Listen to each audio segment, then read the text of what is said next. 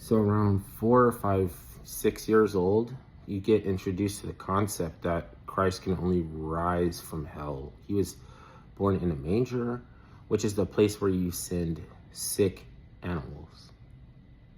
Like, even I didn't understand it at 5 years old.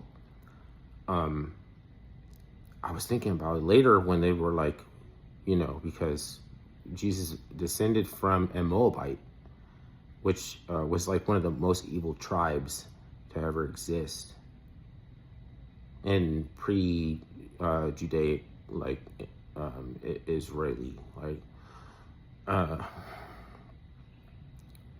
the king of the Israels descended from a fringe lunatic caste of derelict, dervish, desperate thuggies.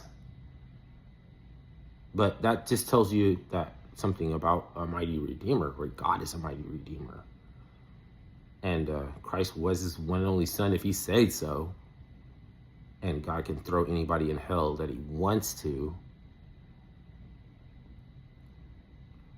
You know how like in nature, redundancy is an illusion and morality is a suspended concept. You have to be able to focus on what is like the tie that binded, like, so you can understand, like, you don't get coming between a bear and the cubs, right? Like, there's still consistency, but it has to be when you're 4 or 5 years old that you get first introduced to these concepts. So somebody can be adverse and not want to deal with any of it their whole life. And yeah, you could want to become, so easily you could want to become a revolutionary commie.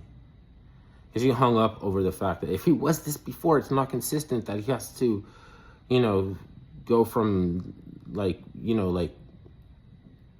evil bastardized, like straight motherfucker to the Messiah.